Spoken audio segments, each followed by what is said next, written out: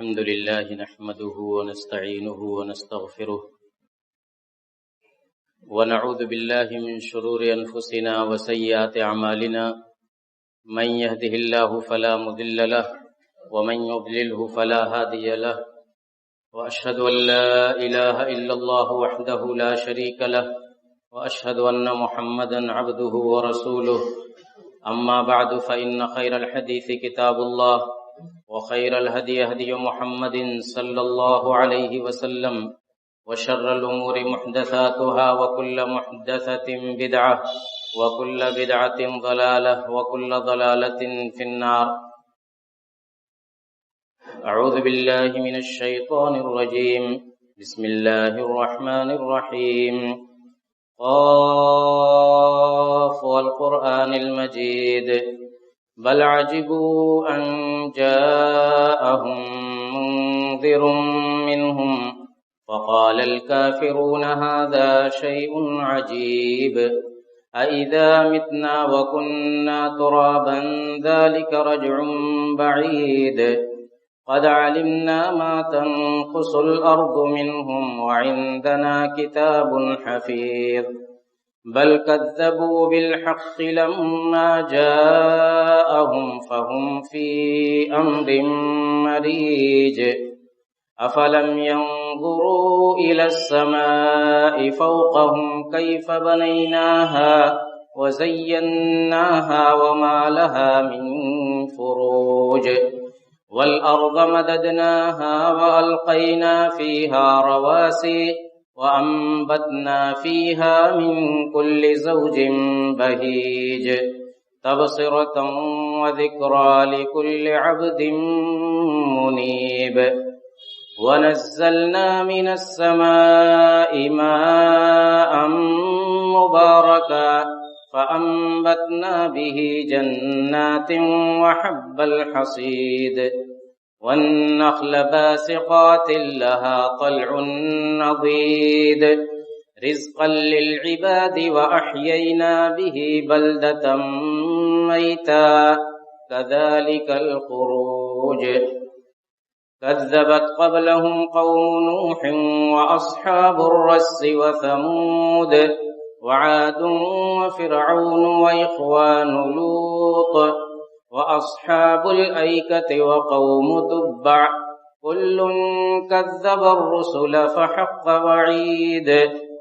أفعينا بالخلق الأول بل هم في لبس من خلق جديد. حاضرین جمعہ، اللہ تعالیٰ نے ہمیں اسلام کی شکل میں جو طریقے زندگی عطا کیا ہے اسی پر عمل کرنے میں ہمارے دین کی، دنیا کی اور آخرت کی بھلائی ہے، اور اس راستے سے ہٹنے میں دین بھی جاتا ہے، دنیا بھی برباد ہوتی ہے اور آخرت بھی برباد ہوتی ہے۔ اس لیے ایک مومن کو، ایک مسلمان کو ہمیشہ یہی کوشش کرنی چاہیے کہ زندگی کے ہر معاملے میں وہ اللہ اور اس کے رسول کی تعلیمات پر عمل کرے، کہیں بالقصد یا بلا قصد وہ اس راستے سے ہٹنے کی کوشش نہ کرے۔ اللہ تعالیٰ نے ہمیں جو نظام دیا ہے تو ایک نظام وراثت کا بھی دیا ہے جو ہر شخص کے ساتھ جڑا ہوا ہے۔ ہر شخص جب اس دنیا سے رخصت ہوتا ہے تو اس کی وراثت تقسیم ہوتی ہے۔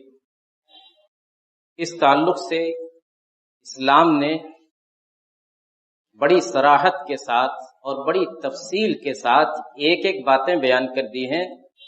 کوئی چیز ہمارے اختیار پر نہیں چھوڑا، بلکہ قرآن میں اکثر باتیں بیان کر دی گئی ہیں، اور اللہ کے نبی جناب محمد الرسول اللہ صلی اللہ علیہ وسلم نے بھی ساری باتوں کو تفصیل سے بیان کر دیا گیا۔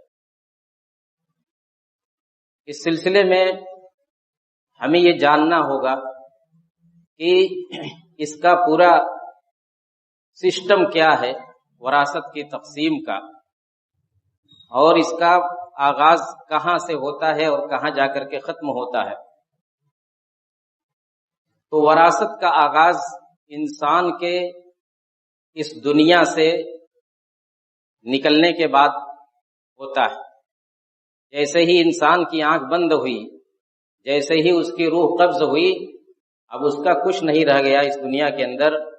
اب جو کچھ اس نے چھوڑا ہے، تھوڑا ہو یا زیادہ، اب اس کے ورثہ کا ہو گیا، اب اس کے ورثہ اس کے مالک ہو گئے۔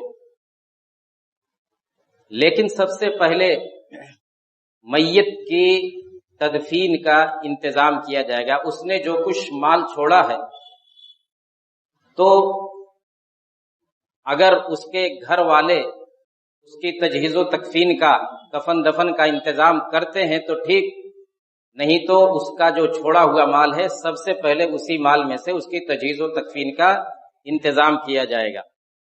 اس کے بعد دوسرے نمبر پر یہ دیکھا جائے گا کہ اس کے ذمے کچھ قرض تو نہیں ہے۔ اگر کچھ قرض ہوگا تو سب سے پہلے اس قرض کی ادائیگی کی جائے گی۔ قرض کی بہت سی شکلیں ہیں، مالی حقوق کی بڑی شکلیں ہیں۔ ایک تو یہی قرض ہو گیا، دوسری یہ کہ کہیں سے اس کا ادھار لین دین ہوتا تھا کسی دکان وغیرہ سے، وہاں دیکھا جائے گا، اگر وہاں کچھ بقایا ہے اس کی ادائیگی کی جائے گی۔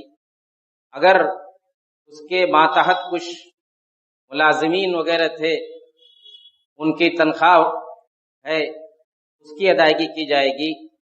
اور اس طرح سے کوئی بھی حق کسی کا بھی ہو، کسی شکل میں ہو، سب سے پہلے اس کو حق ادا کیا جائے گا۔ اس سلسلے میں بھی بعض لوگوں سے بڑی کوتاہی ہوتی ہے۔ وہ یہ سمجھتے ہیں کہ جب گزرنے والا گزر گیا تو اب جس نے اس کو قرض دیا تھا، جس کے پاس اس کا کچھ بقایا تھا، اب وہ معاملہ ختم ہو گیا، اس لیے کہ وہ آدمی اس دنیا سے رخصت ہو گیا۔ نہیں، ختم نہیں ہوا، یہ اس کا حق ہے جو اس کے مال میں سے دیا جائے گا، اگر اس کے مال میں اس کی گنجائش ہے تو، اگر اس نے اتنا چھوڑا ہے۔ اگر پورا کا پورا مال ختم ہو جاتا ہے اس کی ادائیگی میں تو بھی کوئی فرق نہیں پڑے گا، یہ ادائیگی ضرور کی جائے گی۔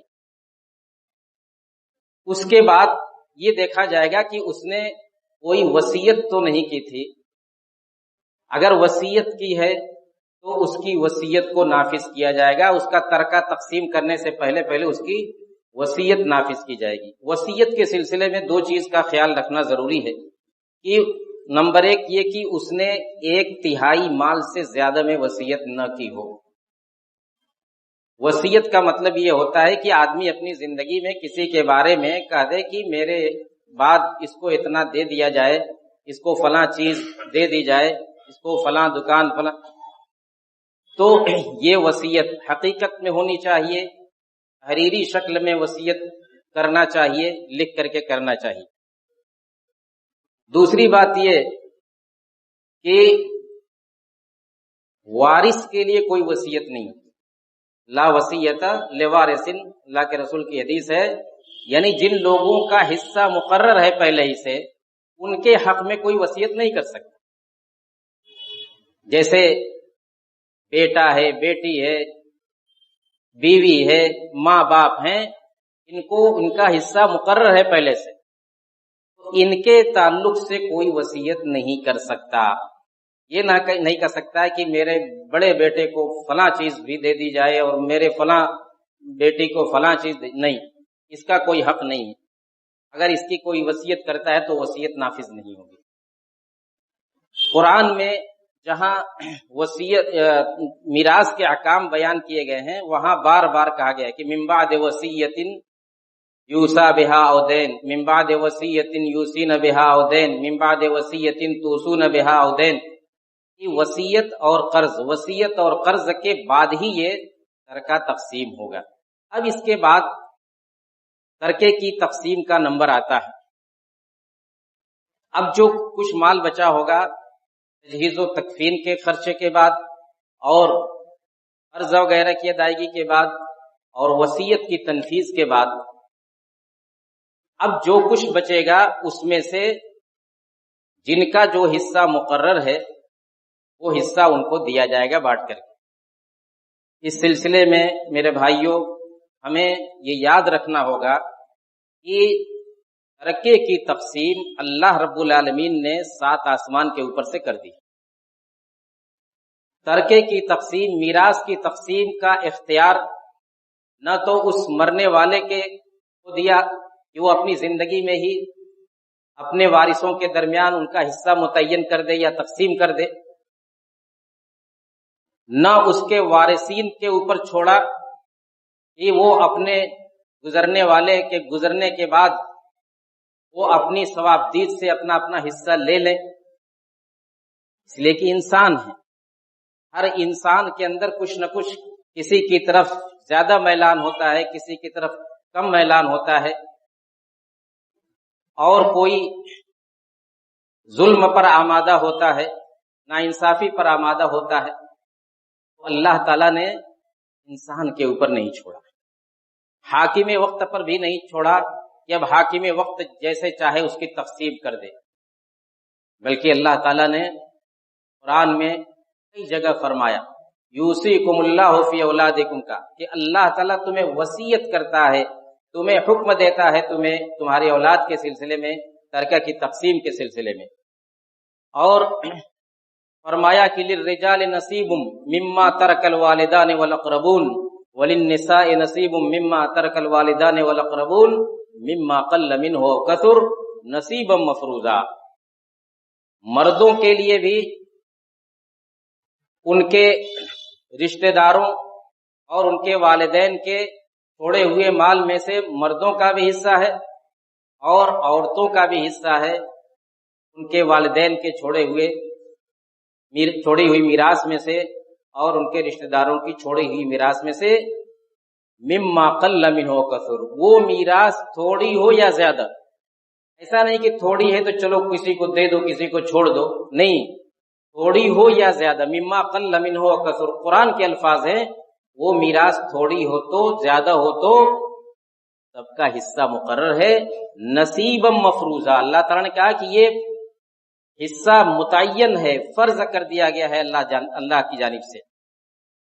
آپ جانتے ہیں کہ اسلام سے پہلے جاہلیت میں عورتوں کو میراث میں سے ان کا حصہ نہیں دیا جاتا تھا، نہ عورتوں کو دیا جاتا تھا اور نہ بچوں کو دیا جاتا تھا، صرف بڑی اولاد ہوتی تھی ان کو دیا جاتا تھا، کہتے تھے کہ جو لڑائی کرنے کے لائق ہوگا اسی کو وراثت ملے گی، نہ تو عورتیں لڑائی کرنے کے لائق ہوتی ہیں، جنگ کرنے کے لائق ہوتی ہے، نہ بچے ہوتے ہیں، اس لیے عورتوں اور بچوں کو وہ وراثت سے محروم رکھتے تھے۔ قرآن آیا تو اس نے سب سے پہلے اعلان کیا کہ نہیں، عورتوں کو بھی ان کا حصہ ملے گا، بچوں کو بھی ان کا حصہ ملے گا وراثت میں سے۔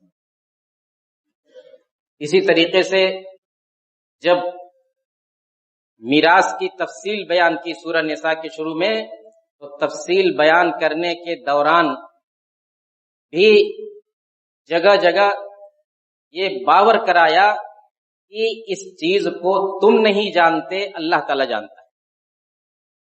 اللہ تعالیٰ نے فرمایا پہلی آیت میں کہ آباؤکم و ابناؤکم لا تدرون ایہم اقرب لکم نفعا، تمہارے باپ دادا ہوں یا تمہاری اولاد ہو، تمہیں نہیں معلوم کہ اس میں سے تمہارے لیے کون زیادہ مفید، کون زیادہ نفع بخش۔ یعنی کبھی انسان سوچتا ہے کہ میری اولاد کو زیادہ ملے اس لیے کہ یہ میرے زیادہ کام آنے والے ہیں، یا میرے والدین کو زیادہ ملے اس لیے کہ یہ میرے لیے بڑی قیمتی چیز ہیں، تو اللہ تعالیٰ نے کہا کہ اس کا سوچنا تم کو نہیں ہے، تم کو نہیں معلوم کہ باپ دادا میں سے یا تمہاری اولاد میں سے تمہارے لیے زیادہ مفید، زیادہ نفع بخش کون ہے، اسی لیے فریضۃ من اللہ، یہ اللہ تعالیٰ کا فریضہ ہے، اللہ تعالیٰ نے اس کو مقرر کیا ہے، اور ان اللہ کان علیما حکیما، اللہ تعالیٰ علم والا بھی ہے اور حکمت والا بھی ہے۔ پھر اس کے بعد اور تفصیل بیان کرنے کے بعد، پوری تفصیل جب بیان کر دیا تو پھر اس کے بعد کہا کہ تلک حدود اللہ، ومن یطع اللہ ورسولہ یدخلہ جنات تجری من تحتها الانہار خالدین فیہا وذلک الفوز العظیم. یہ اللہ تعالیٰ کی مقرر کردہ حدیں ہیں. تلک حدود اللہ، یعنی یہ جو وراثت کا نظام اور ہر وارث کا حق بیان کیا گیا، کہا کہ یہ اللہ کی جانب سے مقرر کی گئی حد ہے. تو اس سلسلے میں جو اللہ اور اس کے رسول کی اطاعت کرے گا تو اللہ تعالیٰ اس کو جنت میں داخل کرے گا، جس کے نیچے سے نہریں جاری ہوں گی، اور یہی بہت بڑی کامیابی ہے. اس کے بعد کہا کہ وَمَن يَعْصِ اللَّهَ وَرَسُولَهُ وَيَتَعَدَّ حُدُودَهُ يُدْخِلْهُ نَارًا خَالِدًا فِيهَا وَلَهُ عَذَابٌ مُهِينٌ. اور جو اللہ اور اس کے رسول کی نافرمانی کرے گا، اللہ اور اس کے رسول کے بیان کیے ہوئے طریقے کے مطابق نہیں تقسیم کرے گا، اللہ تعالیٰ اس کو جہنم میں داخل کرے گا، جس میں ہمیشہ ہمیشہ رہے گا، اور اس کے لیے بڑا رسوا کن عذاب ہے. یہ اللہ کی جانب سے گویا اشارہ ہے کہ وراثت کا معاملہ بڑا نازک ہے. اس انسان کو اسے اپنے ہاتھ میں نہیں لینا چاہیے. اسی طریقے سے سورہ نساء کے آخر میں سب سے آخری آیت میں بھی کچھ وراثت کے احکام بیان کرنے کے بعد اللہ تعالیٰ نے فرمایا کہ یبین اللہ لکم ان تضلوا. اللہ تعالیٰ اس لیے بیان کر دے رہا ہے تاکہ تم کہیں راستے سے ہٹ نہ جاؤ، تم گمراہی کا شکار نہ ہو جاؤ، تم ناانصافی کا ارتکاب نہ کرو. تو میرے بھائیوں، کسی بھی انسان کے فوت ہونے کے بعد جلد سے جلد اس کی وراثت شرعی اصول کے مطابق تقسیم کر دینی چاہیے. اس سلسلے میں بعض لوگ بڑی تاخیر کرتے ہیں. کبھی کبھی اتنی تاخیر ہوتی ہے کہ اگلی نسل بھی گزرنے لگتی ہے اور ابھی دادا کا ترکہ تقسیم نہیں ہوا، باپ بھی گزر گیا، چچا بھی گزر گئے. اب وہ ایسے تقسیم کیا جائے وراثت کو، معاملہ بڑا گڑبڑ ہو جاتا ہے، خلط ملط ہو جاتا ہے، تقسیم کرنے والا الجھ کر کے رہ جاتا ہے، اور بڑی ساری دشمنیاں اس میں ہوتی ہیں اور بہت سارے مسائل کھڑے ہوتے ہیں. اس لیے جتنی جلد ہو سکے یہ کام کر دینا چاہیے. اس میں کسی طرح کا لیت العل، کسی طرح کا بہانہ یا کسی بھی طرح کا کوئی عذر نہیں پیش کرنا چاہیے. یہ انسان کا حق ہے، وہ بٹا ہوا حق ہے. آپ دے رہے ہیں، آپ بڑے بھائی ہیں، گھر کے ذمہ دار ہیں، اور آپ اپنے بھائیوں کو بہنوں کو دے رہے ہیں تو ان کے ساتھ کوئی احسان نہیں کر رہے ہیں. یہ اللہ نے دیا ہوا ہے ان کو پہلے سے، آپ صرف ان کا حصہ متعین کر کے ان کے حوالے کر رہے ہیں. اور یہ یاد رکھنا ہوگا کہ اگر اس سلسلے میں ذرا سا بھی کوتاہی ہوگی اور کسی بھی طرح کی ناانصافی ہوگی تو پھر اللہ تعالیٰ کے یہاں مواخذے سے نہیں بچ سکتے. اللہ کے نبی جناب محمد الرسول اللہ صلی اللہ علیہ وسلم فرماتے ہیں کہ من اقتطع حق امرئ مسلم بیمینہ حرم اللہ علیہ الجنہ. جو شخص قسم کھا کر کے کسی مسلمان کا حق ہڑپتا ہے، اللہ تعالیٰ اس کے اوپر جنت کو حرام قرار دیتا ہے. حرم اللہ علیہ الجنہ، جنت کو حرام قرار دیتا ہے اور جہنم کو واجب قرار دیتا ہے. ایک صحابی نے پوچھا کہ اللہ کے رسول، اگر کوئی معمولی چیز ہو جیسے مسواک، پیلو کی مسواک جیسی لکڑی، یہ بھی ہو، اس کو بھی کوئی ہڑپ لے، اس کو بھی کوئی ظلمن لے لے تو اس کا بھی یہ انجام ہوگا. آپ نے کہا کہ ہاں اس کا بھی یہ انجام ہوگا. ایک حدیث میں اللہ کے نبی صلی اللہ علیہ وسلم فرماتے ہیں کہ من ظلم قید شبر من الارض طوقہ من 7 ارضین. یہ سب بخاری مسلم وغیرہ کی روایتیں ہیں میرے بھائیوں. اللہ کے نبی صلی اللہ علیہ وسلم فرماتے ہیں کہ ایک بالشت برابر بھی کسی نے کسی کی زمین ظلمن لے لی ہے، ناحق لے لی ہے، تو قیامت کے دن اللہ تعالیٰ اس کو 7 زمینوں کا طوق پہنائے گا. اس کی گردن میں 7 زمینوں کا طوق بنا کر کے ڈالا جائے گا. اتنی سخت سزا ہے. سوچئے کتنے پر؟ ایک بالشت لینے پر. اور اگر کوئی بڑی بڑی جائیدادیں لے لیتا ہے، ظلمن لے لیتا ہے، تو بتائیے کہ اتنا خطرناک انجام ہوگا. اس سلسلے میں ایک بات اور یاد رکھنی ہوگی. بعض لوگ اپنی بعض اولاد سے ناراضگی کی وجہ سے کہتے ہیں کہ میں نے اپنے فلاں بیٹے کو عاق کر دیا، یعنی اب وہ میری وراثت کا مستحق نہیں ہوگا. یہ قطعاً غلط ہے، اس کی کوئی گنجائش نہیں ہے. آپ کے عاق کرنے سے کوئی فرق نہیں پڑے گا، جس کو جتنا حصہ شریعت نے دیا ہے اس کو مل کر کے رہے گا. اس لیے اس طرح کی سوچ کی میرا فلاں بیٹا وہ مجھ سے میرے ساتھ ناانصافی کرتا ہے، میری خدمت نہیں کرتا یا مجھ سے لڑتا جھگڑتا ہے تو میں اس کو اپنی جائیداد سے محروم کر دوں، ایسا نہیں کر سکتا ہوں. اگر کرتا ہے تو غلط کرتا ہے. آخرت کس لیے ہے؟ اگر اس لڑکے نے آپ کے ساتھ کسی طرح کی ظلم و زیادتی کی ہے تو پھر آخرت میں وہ اس کا انجام بھگتے گا. یہاں اس کو سزا دینے کا آپ کو اس طریقے سے حق نہیں ہے. دوسری بات یہ کہ عورتوں کو بھی ان کا جائیداد میں جو حصہ مقرر ہے، چاہے وہ بہن ہوں، بیوی ہوں یا بیٹیاں ہوں، ان کو ان کا حصہ مقرر کر دیا ہے شریعت نے، ان کو دینا چاہیے. اس سلسلے میں بھی بعض لوگ بڑے بہانے کرتے ہیں. کوئی کہتا ہے کہ بہنوں نے معاف کر دیا. اتنی آسانی سے کوئی معاف کرتا ہے؟ اپنی زمین جائیداد، مال کی ضرورت ہر انسان کو، مال کی محبت ہر انسان کو ہوتی ہے، چاہے مرد ہو عورت ہو. اور اتنی آسانی سے کوئی کہہ دے کہ ہاں میں نے معاف کر دیا، اب وہ مجبوراً کچھ ایسا ماحول بنا دیا جائے کہ وہ معاف کہنے پر مجبور ہو جائیں کہ ہاں میں نے معاف کر دیا بادر نخواستہ. لیکن عام طور سے ایسا ہوتا نہیں. عورتیں شرمیلی ہوتی ہیں، اس لیے وہ بار بار تقاضا نہیں کرتی ہیں، مطالبہ نہیں کرتی ہیں. اور کچھ عورتیں اس چیز سے بھی ڈرتی ہیں کہ کہیں میں نے اپنا حصہ لے لیا تو میرے بھائیوں کے یہاں سے میرا رشتہ ہی نہ ختم ہو جائے، میرا آنا جانا ہی نہ بند کر دیا جائے. تو اس طرح کی کوئی بات، کسی بات کی کوئی گنجائش نہیں. جس کا جو حصہ ہے اس کو دینا چاہیے. اس سلسلے میں کسی بھی طرح کی ناانصافی ہوگی تو انسان مواخذے سے نہیں بچ سکتا، کیونکہ اللہ تعالیٰ نے قرآن میں بار بار اس کی تنبیہ کی ہے. نصیبم مفروضہ کہا ہے، وصیتم من اللہ کہا ہے، تلک حدود اللہ کہا ہے، اور تاکید کی ہے کہ یبین اللہ لکم ان تضلوا. اللہ تعالیٰ اس لیے بیان کرتا ہے تاکہ تم کہیں راستے سے ہٹ نہ جاؤ.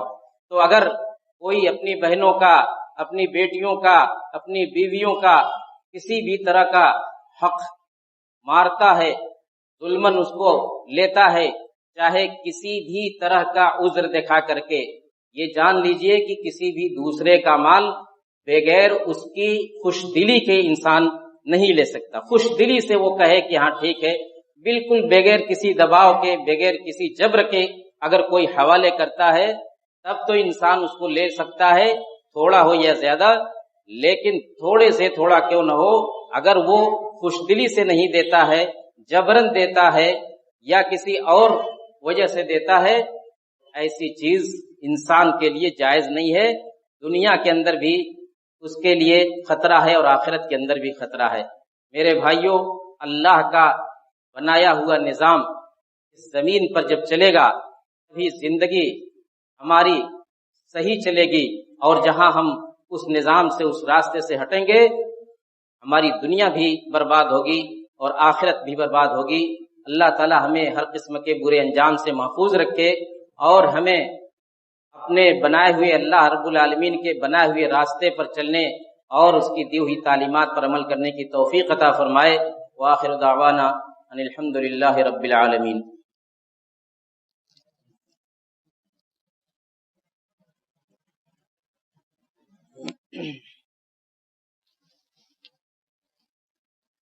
الحمد لله نحمده ونستعينه ونستغفره ونعوذ بالله من شرور أنفسنا وسيئات أعمالنا. من يهده الله فلا مضل له ومن يضلله فلا هادي له. وأشهد أن لا إله إلا الله وحده لا شريك له وأشهد أن محمدا عبده ورسوله. أما بعد، وراثت کے تعلق سے ایک بات اور بار بار پوچھی جاتی ہے کہ کسی کو کوئی منہ بولا بیٹا بنا لے پالک، تو کیا اس کو بھی وراثت میں سے حصہ دیا جائے گا؟ جس نے اس کو اپنے یہاں پالا پوسا ہے تو کیا اس کا بھی حصہ بنتا ہے؟ ظاہر بات ہے کہ وہ ایک اجنبی شخص ہے، وہ نہ آپ کی اولاد میں سے ہے، نہ آپ کا بھائی ہے، نہ آپ کی بہن ہے، اور کسی طرح کا کوئی تعلق نہیں ہے، ظاہر بات ہے کہ وراثت میں اس کا حصہ نہیں، اس کا وراثت میں حصہ نہیں۔ البتہ یہ ہے کہ آپ کے یہاں وہ برسوں سے رہ رہا ہے، اس نے اپنا گھر بار چھوڑا ہے، تو آپ کو یہ اختیار ہے کہ جتنے میں وصیت کرنے کی اجازت دی گئی ہے اتنے میں آپ اس کے لیے وصیت کر سکتے ہیں، جیسا کہ بتلایا گیا کہ 1/3 سے کم کے اندر آپ وصیت کر سکتے ہیں اس کے لیے۔ دوسری شکل یہ ہے کہ جو بقیہ ورثہ ہیں وہ اپنی خوش دلی سے چاہیں تو اس کو کچھ حصہ دے سکتے ہیں، سارے لوگ راضی ہوں ورثہ میں سے، تو اس کے وارثین ہیں سارے لوگ راضی ہوں تو اپنی خوشی سے اس کو وراثت میں سے کچھ حصہ دے سکتے ہیں۔